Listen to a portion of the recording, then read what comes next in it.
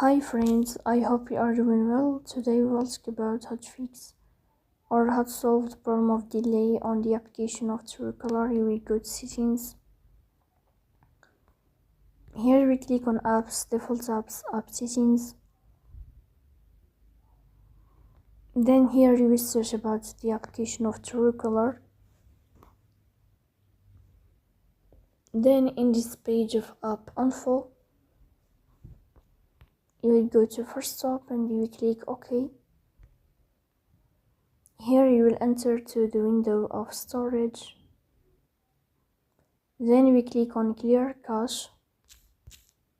In the end, you will turn off your phone and you will wait a moment to restart your phone again to fix that problem.